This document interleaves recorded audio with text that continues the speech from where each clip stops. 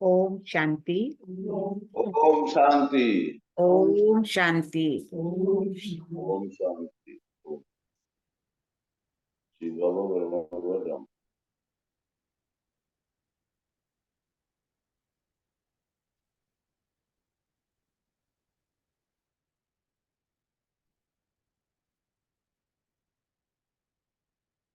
ओम शांति। 28 फरवरी मीठे प्यारे बाबा के साकार मुरली के मधुर वाक्य सुनेंगे। मीठे बच्चे, भारतवासियों को सिद्ध कर बताओ। भारतवासियों को सिद्ध कर बताओ कि शिव जयंती ही गीता जयंती है। गीता से फिर होती है श्री कृष्ण जयंती।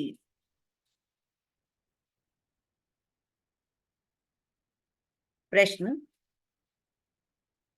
किसी भी धर्म की स्थापना का मुख्य आधार क्या है? मुख्य आधार क्या है? धर्म स्थापक कौन सा कार्य नहीं करते? कौन सा कार्य नहीं करते जो बाप करते हैं? उत्तर: किसी भी धर्म की स्थापना के लिए पवित्रता का बल चाहिए।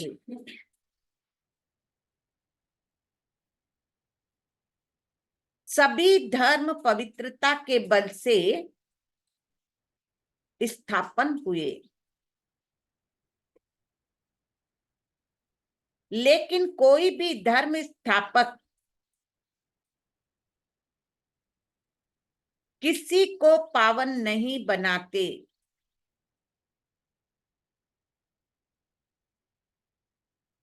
क्योंकि जब धर्म स्थापन होते हैं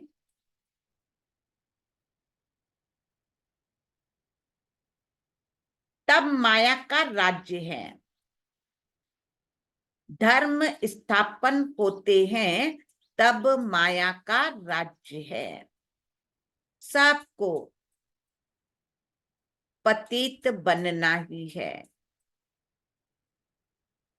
पतितों को पावन बनाना यह बाप का ही काम है।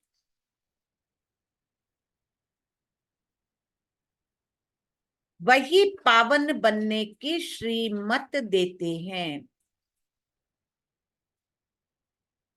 गीत: इस पाप की दुनिया से कहीं और ले चल। ओम शांति। अब बच्चों ने समझ लिया है कि पाप की दुनिया किसको और पुण्य की दुनिया अथवा पावन दुनिया किसको कहा जाता है। वास्तव में पाप की दुनिया यह भारत ही है और भारती फिर पुण्य की दुनिया स्वर्ग बनता है। भारत ही पाप की दुनिया, भारत की पुण्य की दुनिया स्वर्ग बनता है। भारत ही बहिष्ठा और भारत ही दोजक बना, क्योंकि काम चिता पर जलते रहते हैं। वहां काम चिता पर कोई जलता नहीं। क्या कह रहा है बाबा? जहां स्वर्ग था वहां काम चिता पर कोई जलता नहीं। वहां कामचिता ही नहीं, ऐसे भी नहीं कहेंगे कि सतयुग में कामचिता है। यह समझने की बातें हैं ना। तो पहले पहले प्रश्न उठता है, भारत जो पतित है, दुखी है, सो वही भारत पावन सुखी था जरूर। कहते भी हैं आदि सनातन हिंदू धर्म। अब आदि सनातन किसको कहा जाता है? आदि माना क्या और सनातन माना क्या? आदि माना सतयुग। तो सतयुग में कौन थे? यह तो सबको मालूम है कि सतयुग में कौन थे, कि लक्ष्मी नारायण थे। जरूर वे भी किसकी संतान होंगे? कौन? लक्ष्मी नारायण भी किसकी संतान होंगे, जो फिर सतयुग के मालिक बने। सतयुग स्थापन करने वाला था परम पिता, परम आत्मा। उनकी संतान थे, परंतु इस समय अपने को उनकी संतान समझते नहीं। अगर संतान समझते तो बाप को जानते, बाप को तो जानते ही नहीं। अब हिंदू धर्म तो गीता में है नहीं, सनातनी कहेंगे, लेकिन हिंदू नहीं कहेंगे। गीता में तो भारत नाम पड़ा है, वह कहलाते हैं हिंदू महासभा। अब श्रीमद् भगवत गीता है, सर्वशास्त्रमयी शिरोमणि। गीता जयंती भी मनाई जाती, शिव जयंती भी मनाई जाती। अब शिव जयंती कब हुई है, यह भी मालूम होना चाहिए कि शिव जयंती कब हुई है। फिर है श्री कृष्ण जयंती, गीता जयंती, शिव जयंती और श्री कृष्ण जयंती। अभी तुम बच्चे जान चुके कि शिव जयंती के बाद है गीता जयंती। गीता जयंती के बाद है श्री कृष्ण जयंती। गीता जयंती से ही देवी देवता धर्म की स्थापना होती है। गीता जयंती से श्री कृष्ण जयंती, श्री कृष्ण जयंती से देवी देवता धर्म की स्थापना होती है। फिर गीता जयंती के साथ किसका कनेक्शन है? गीता जयंती के साथ साथ फिर किसका कनेक्शन है? महाभारत का भी कनेक्शन है। उसमें फिर आती है युद्ध की बात। दिखाते हैं युद्ध के मैदान, कितनी सेनाएं? 3 सेनाएं। 3 सेनाएं थी। वो कौन कौन सी सेना थी? यादव, कौरव और पांडव। दिखाते हैं। यादव यादव क्या करेंगे? मुसल निकालते, वहां शराब पिया और मुसल निकाले। तुम जानते हो अभी बरोबर मुसल निकल रहे हैं। यादव क्या कर रहे हैं? देखते ना फॉरेन, हाँ? जो यूरोप वासी है वो क्या करते हैं? देखते उधर की तरफ शराब का कितना फैशन है ना। तो बाबा कहते हैं कि वास्तव में कोई पेट की बात नहीं है। मुसल शराब पीते हैं और मुसल निकालते। मुसल निकाले, तुम जानते हो अभी बरोबर मुसल भी निकल रहे हैं, माना बॉम्ब्स भी बन रहे हैं। वह भी अपने कुल का विनाश करने एक दूसरे को धमकी दे रहे हैं। शराब भी पी रहे हैं, मुसल भी बना रहे हैं और अपने ही भाई बंधु ही तो है ना आपस में, क्रिश्चियन, और एक दूसरे को धमकी दे रहे हैं। सब क्रिश्चियन लोग हैं। रशिया हो, अमेरिका हो, सब कौन है? क्रिश्चियन।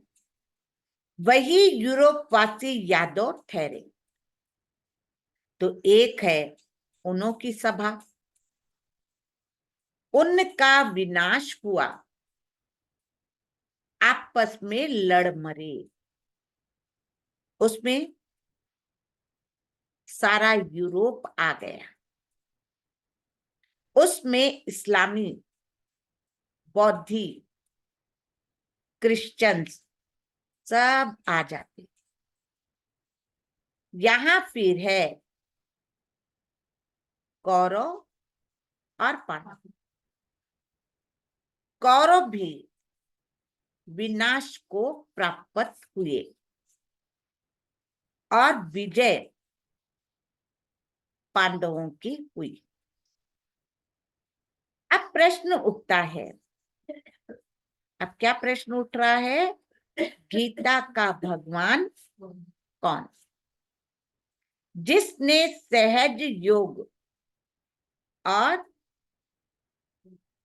सहज ज्ञान सिखलाकर राजाओं का राजा बनाया, अथवा पावन दुनिया की स्थापना की। क्या श्री कृष्ण आया? कौरव तो कलयुग में थे। कौरव पांडवों के समय श्री कृष्ण कैसे आ सकता? अब यीशु बाबा की बातें। श्री कृष्ण सतयुग का प्रिंस, प्रथम राजकुमार, अब वो इस पतित कलयुगी दुनिया में कैसे आ सकता? श्री कृष्ण जयंती मनाते। सतयुग आदि में 16 कला संपूर्ण था।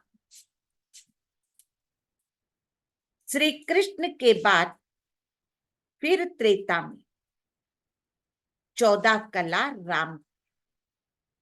श्री कृष्ण की 16 कला, फिर राम की 14 कला। श्री कृष्ण तो प्रिंस का भी प्रिंस है,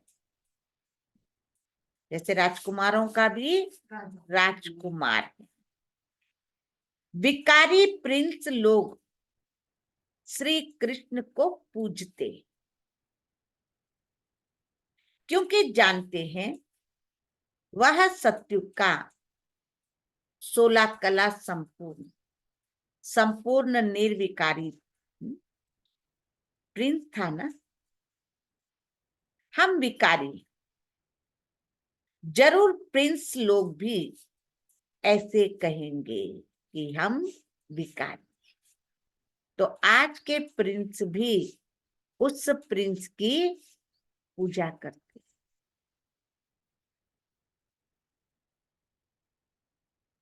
तो अब फिर शिव जयंती भी है। मंदिर भी बड़े बड़े उनका ही बना हुआ है। वह है निराकार शिव का मंदिर। उनको ही परम पिता परम आत्मा कहेंगे। ब्रह्मा विष्णु शंकर भी देवता ही ठहरे। उनको भी हम परम पिता परमात्मा नहीं कहेंगे। शिव जयंती भारत में ही मनाई जाती। अब देखो क्या आने वाली है। अब देखो शिव जयंती आने वाली। सिद्ध कर समझाना है। शिव को ही कहा जाता है ज्ञान का सागर, अथवा सृष्टि को पावन करने वाला परम पिता परमात्मा। गांधी भी गाते थे, श्री कृष्ण का नाम नहीं लेते थे। अब प्रश्न उठता है, शिव जयंती से गीता जयंती या श्री कृष्ण जयंती सो गीता जयंती। अब श्री कृष्ण जयंती तो सतयुग में कहेंगे। शिव की जयंती कब हुई थी किसी को पता नहीं। शिव तो है निराकार परम पिता परम आत्मा, लेकिन दुनिया में किसी को पता नहीं कि शिव की जयंती कब हुई थी। उसने सृष्टि रची संगम पर। सतयुग में था श्री कृष्ण का राज्य, तो जरूर पहले शिव जयंती होगी। बच्चे जो ब्राह्मण कुलभूषण सर्विस में तत्पर रहते हैं, उन्हों को यह बातें बुद्धि में लानी है कि भारतवासियों को कैसे सिद्ध करके बतलाएं कि शिव जयंती सो गीता जयंती। फिर गीता से होती है शिव जयंती, फिर गीता जयंती, फिर गीता जयंती से होती है श्री कृष्ण जयंती, अथवा राजाओं के राजा की जयंती। श्री कृष्ण है पावन दुनिया का राजा। वहां तो है राजाई, वहां श्री कृष्ण ने जन्म लेकर गीता तो गाई नहीं होगी। गीता की जरूरत ही नहीं है, हाँ? गीता की जरूरत यहाँ, क्योंकि बाबा ने कहा शिव जयंती गीता जयंती फिर श्री कृष्ण जयंती, और उससे राजाओं का राजा बना। तो बाबा क्या कहते, वहां तो क्या गीता की जरूरत ही नहीं। तो वहां श्री कृष्ण ने जन्म लेकर गीता तो गाई नहीं। और सतयुग में महाभारत महाभारत की लड़ाई आदि तो होती नहीं। बस जरूर संगम पर होगी। तुम बच्चों को अच्छी तरह इन बातों पर समझाना है। पांडव और कौरव सभा मशहूर है। पांडव पति दिखलाते हैं श्री कृष्ण को। समझते उसने सहज ज्ञान और सहज योग सिखलाया। अब वास्तव में लड़ाई की तो कोई बात ही नहीं है। सहज ज्ञान सिखलाया, सहज योग सिखलाया, उसमें लड़ाई की तो कोई बात ही नहीं। विजय पांडवों की हुई है, जिन्हों को परम पिता परम आत्मा ने सहज राजयोग सिखलाया। अब वहां लड़ाई की बात कहाँ आई? वही 21 जन सूर्यवंशी चंद्रवंशी बन गए। तो पहले समझना है हिंदू महासभा वालों को। सभाएं तो और भी है, लेकिन सभा राज्यसभा यह है हिंदू सभा। तो मुख्य जैसे 3 सेनाएं गाई हुई। हाँ, यादव, कौरव और सभाएं तो बहुत दिखाए, लेकिन मुख्य 3 सभा, यादव, कौरव, पांडव। लोकसभा, राज्यसभा यह हिंदू सभा मुख्य जैसे 3 सेनाएं गाई हुई। यादव, कौरव और पांडव। और यह हुई भी, ये 3 सेनाएं हुई भी संगम पर। अभी सतयुग की स्थापना हो रही है। श्री कृष्ण के जन्म की तैयारी हो रही है। देखो, श्री कृष्ण आने वाला है, इसीलिए बाबा कहते बहुत जोर शोर से तैयारियां हो रही है। गीता जरूर संगम पर ही गाई है। अब संगम पर किसको लाए? श्री कृष्ण तो आ न सके, उनको क्या पड़ी है? सत्युगी आत्मा सर्वप्रथम प्रिंस, प्रिंसों का प्रिंस, उसको क्या जरूरत पड़ी इस संगम पर आने की? जो पावन दुनिया छोड़ पतित दुनिया में आए। और श्री कृष्ण तो है भी नहीं, तुम जानते। अब वह 84वें जन्म में है। कई लोग फिर समझते हैं, क्या समझते हैं? श्री कृष्ण हाजुरा हजूर। अब श्री कृष्ण हाजिरा हजूर है नहीं, सर्वव्यापी। हाजिरा हजूर भी कहते, फिर सर्वव्यापी भी कहते। श्री कृष्ण के भक्त कहेंगे यह सब कृष्ण ही कृष्ण है। सर्वव्यापी कहना माना ये सब कृष्ण ही कृष्ण है। श्री कृष्ण ने यह सब रूप धरे।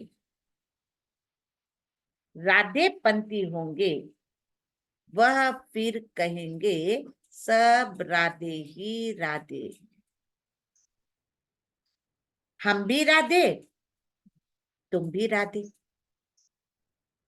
अनेक मत्ते निकल पड़ी। कोई कहे ईश्वर सर्वव्यापी, कोई कहे श्री कृष्ण सर्वव्यापी। कोई कहे राधे सर्वव्यापी। अब देखो कितनी मतें। कोई कहे ईश्वर सर्वव्यापी, कोई कहे श्री कृष्ण सर्वव्यापी, कोई कहे राधे सर्वव्यापी। तो अब बाप तुम बच्चों को समझाते। वह बाप वर्ल्ड ऑलमाइटी अथॉरिटी वो समझा रहा है हम बच्चों को। तो अब तुम बच्चों को भी अथॉरिटी दे रहे कि कैसे इन सबको समझाए। हिंदू महासभा वालों को समझाओ, वह इन बातों को समझ सके। वह अपने को रिलीजियस माइंडेड मानते। गवर्नमेंट तो कोई धर्म को मानती ही नहीं। वह खुद ही मूंझ गए। शिव परमात्मा है निराकार ज्ञान का सागर, और कोई को निराकार ज्ञान का सागर नहीं कह सकते। वह सब सन्मुख आकर ज्ञान, तब राजा स्थापन हो। फिर तो बस राजाई स्थापन हो गई। सन्मुख तब आए, सन्मुख तब आए जब राजाई को गवाओ। तो तुमको सिद्ध करना है शिव परमात्मा है निराकार ज्ञान का सागर। शिव जयंती सो गीता जयंती। इस पर नाटक बनाने की बाबा कह रहे हैं, इस पर नाटक बनाते जो मनुष्य की बुद्धि में श्री कृष्ण की बात निकल जाए। निराकार शिव परमात्मा को ही पतित पावन कहा जाता।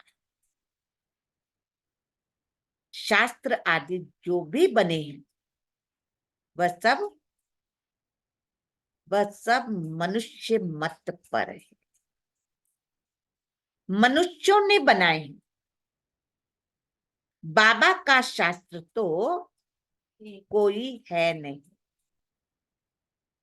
बाप कहते मैं सन्मुख आकर तुम बच्चों को बेगर टू प्रिंस बनाता हूं और फिर मैं चला जाता हूं। मेरा कोई शास्त्र नहीं, मैं आता हूं और आकर के बेगर टू प्रिंस बनाता हूं और चले जाता हूं। यह नॉलेज में ही सन्मुख सुना सकता हूं।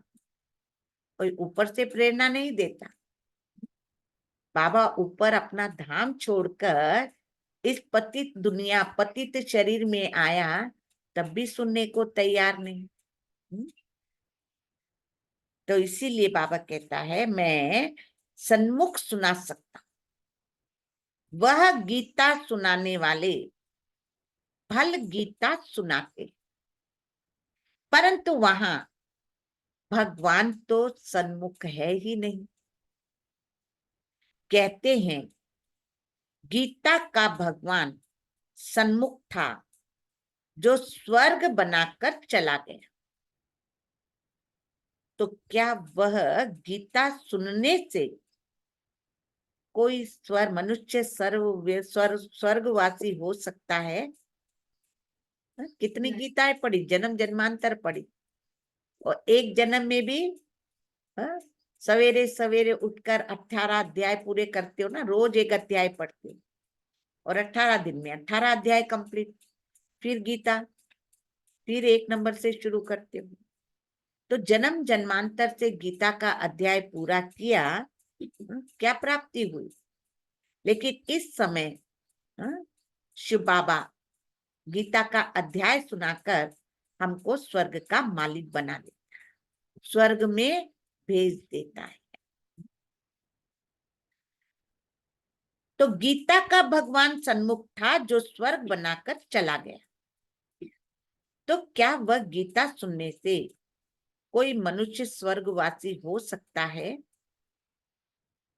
मरने समय भी मनुष्य को गीता सुनाते और कोई शास्त्र नहीं सुनाते।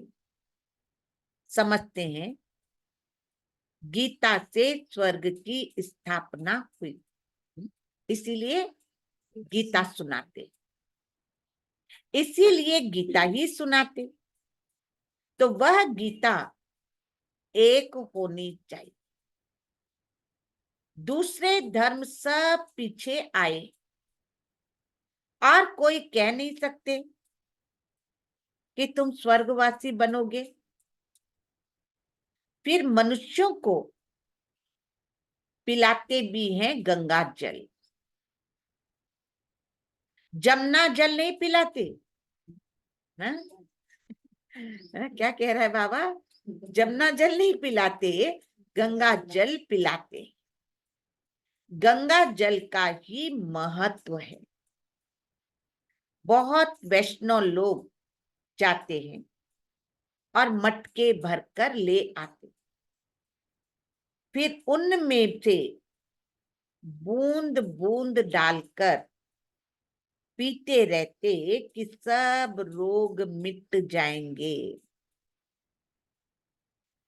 वास्तव में है यह ज्ञान अमृत की धारा, जिससे 21 जन्म दुख मिट जाते। तुम चैतन्य ज्ञान गंगाएं हो।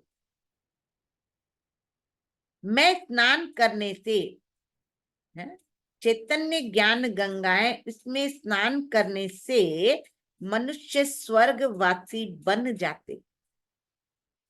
तो जरूर पिछाड़ी में ज्ञान गंगाएं निकली होगी।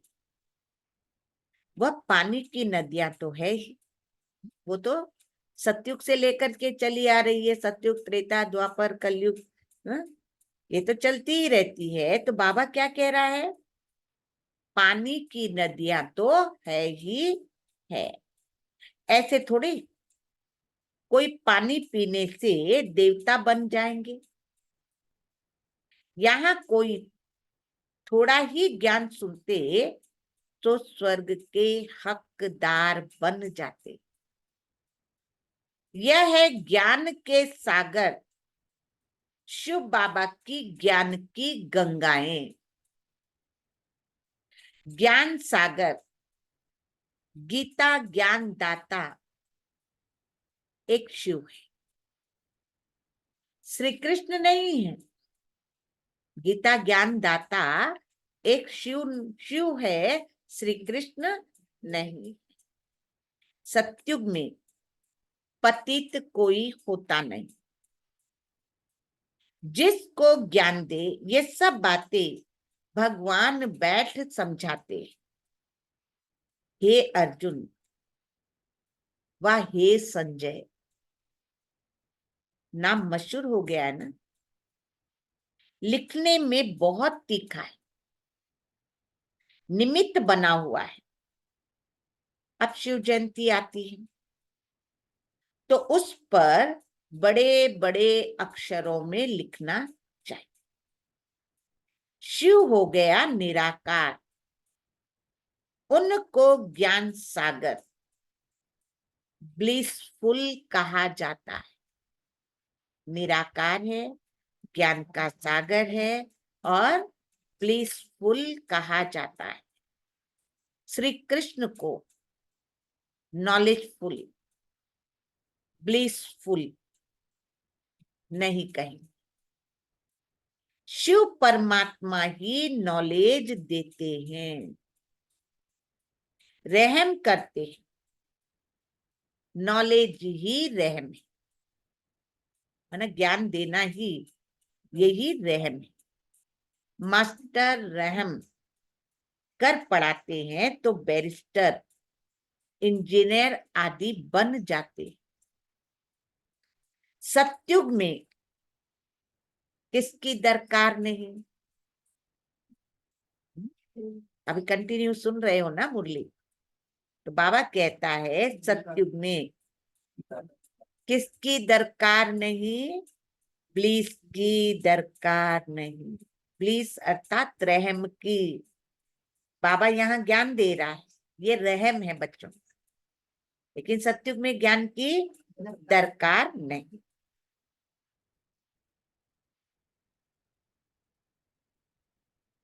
तो उनको ज्ञान सागर ब्लिसफुल कहा जाता, श्री कृष्ण को नॉलेजफुल ब्लिसफुल नहीं कहें। शिव परमात्मा ही नॉलेजफुल है, वह नॉलेज देते, रहम करते, नॉलेज ही रहम है। मास्टर रहम कर पढ़ाते तो बैरिस्टर, इंजीनियर आदि बन जाते। सतयुग में ब्लिस की दरकार नहीं। तो पहले पहले सिद्ध करना है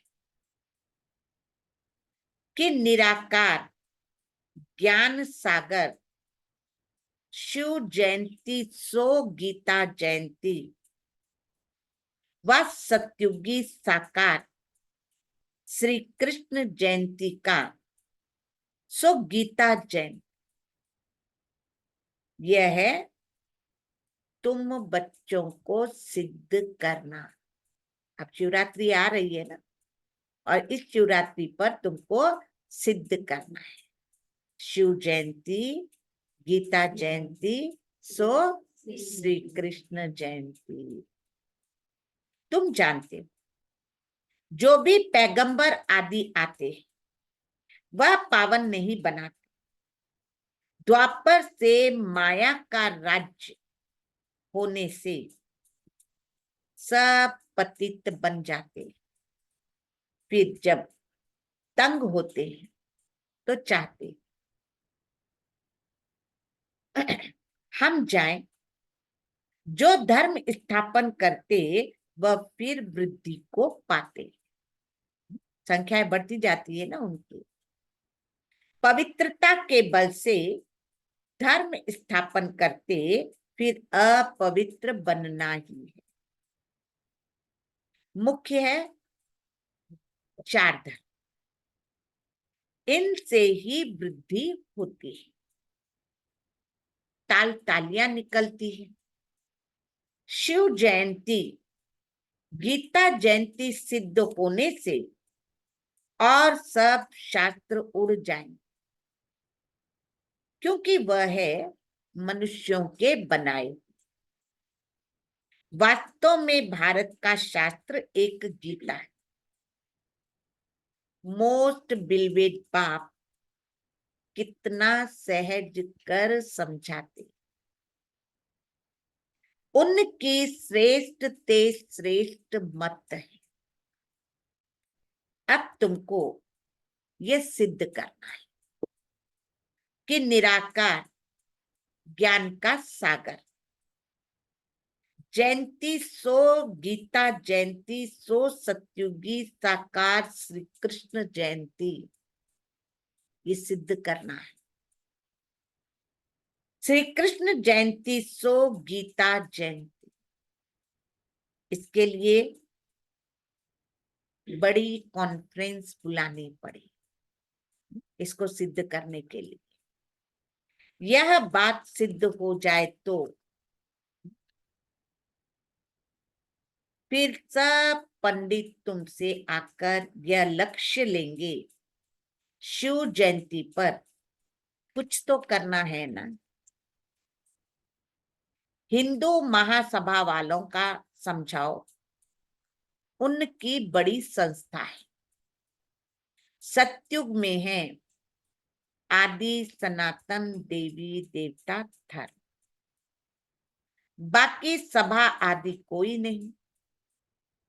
सभाएं हैं संगम।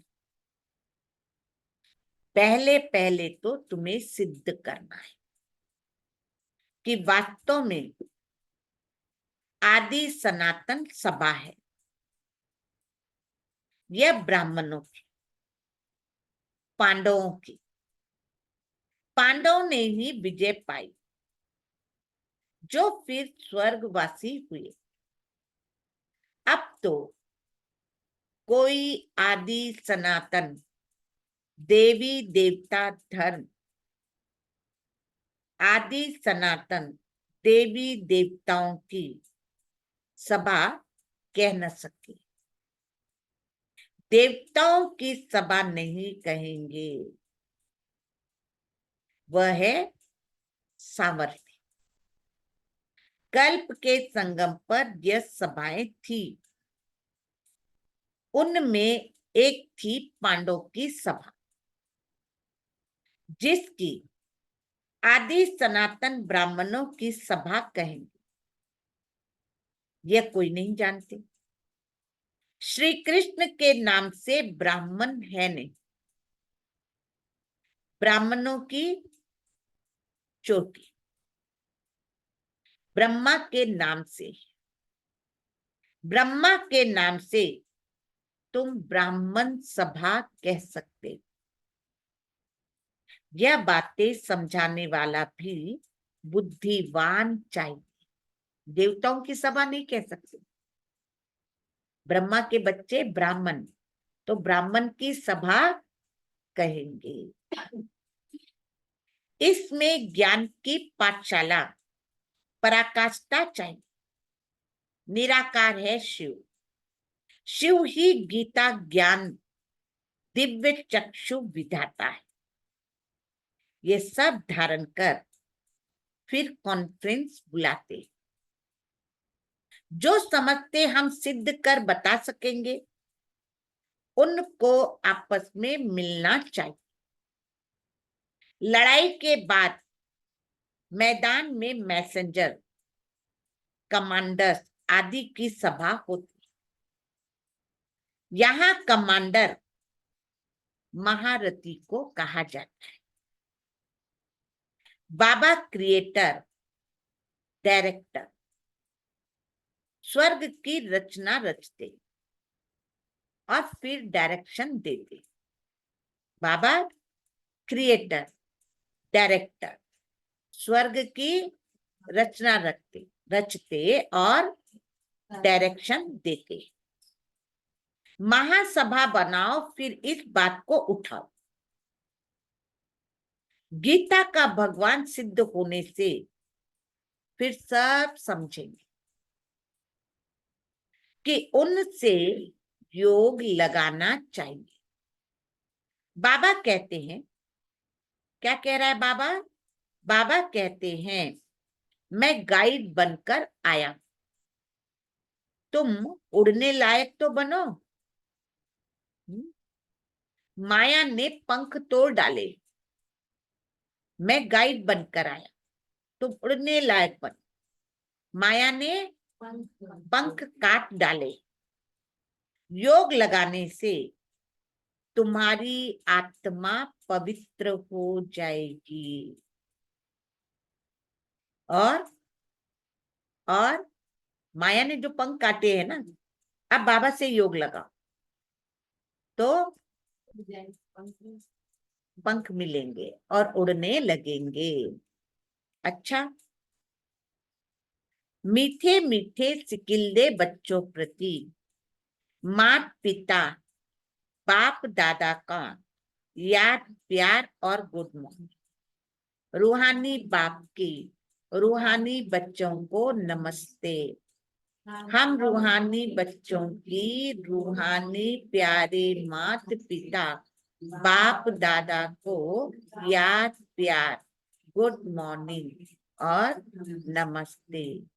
हम रूहानी बच्चों का रूहानी प्यारे माता पिता बाप दादा को याद, प्यार, गुड मॉर्निंग और नमस्ते। न किसी को दुख देंगे, न दुख लेंगे। सर्व को दुआएं देंगे, सर्व की दुआएं लेंगे। शुक्रिया बाबा, शुक्रिया। कोटि कोटि धन्यवाद, धन्यवाद, धन्यवाद। धारणा के लिए मुख्य सार। पहला पॉइंट है, ज्ञान अमृत धारा से सबको निरोगी व स्वर्गवासी बनाने की सेवा करनी। ज्ञान अमृत धारा से सबको निरोगी बनाने की व स्वर्गवासी बनाने की सेवा करनी। मनुष्यों को देवता बनाना है। बाप समान मास्टर रहमदिल बनना है। दूसरा, ज्ञान की पराकाष्ठा से बुद्धिवान बन शिव जयंती पर सिद्ध करना है। शिव जयंती पर सिद्ध करना है कि शिव जयंती ही गीता जयंती है। ज्ञान की पराकाष्ठा से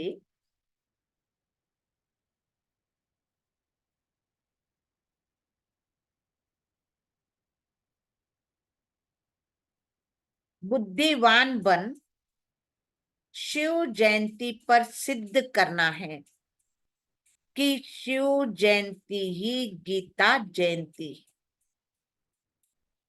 गीता ज्ञान से ही श्री कृष्ण का जन्म होता है।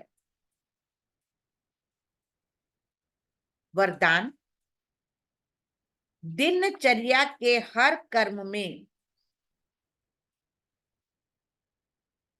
यथार्थ और युक्ति युक्त चलने वाले, दिनचर्या के हर कर्म में यथार्थ और युक्ति युक्त चलने वाले पूज्य पवित्र आत्मा भव। पूज्य पवित्र आत्मा भव। पूज्य पवित्र आत्मा की निशानी है उनका हर संकल्प, बोल, कर्म और स्वप्न यथार्थ अर्थात युक्ति युक्त होगा।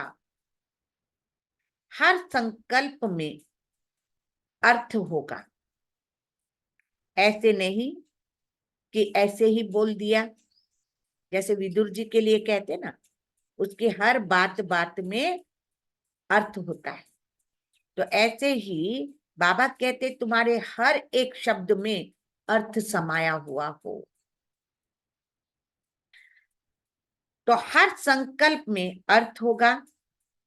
ऐसे नहीं कि ऐसे ही बोल दिया, निकल गया, कर लिया, हो गया। पवित्र आत्मा सदा दिनचर्या के हर कर्म में यथार्थ युक्ति युक्त रहती है। इसीलिए पूजा भी उनके हर कर्म की होती, अर्थात पूरे दिनचर्या की होती। उठने से लेकर सोने तक भिन्न भिन्न कर्म के दर्शन होते हैं। खाने के, पीने के, सोने के, देखते हैं ना। तो बाबा कहते हैं हर कर्म के दर्शन। स्लोगन, सूर्यवंशी बनना है तो सदा विजयी। सूर्यवंशी बनना है तो सदा विजयी और एक रस स्तुति बनाओ। एक रस स्तुति बनाओ। अव्यक्त इशारा 28 पॉइंट है आज का। देवताओं के जो चित्र बनाते हैं उनकी सूरत में सरलता जरूर दिखाते हैं। फीचर्स में सरलता, जिसको आप भोलापन कहते हैं। जितना जो सहज पुरुषार्थी होगा वह मनसा में भी सरल, वाचा में भी सरल, कर्म में भी सरल। मनसा में, वाचा में, कर्म में सरल होगा।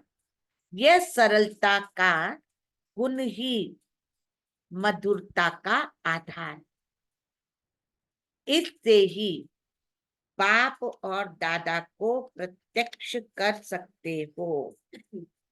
अच्छा, ओम शांति।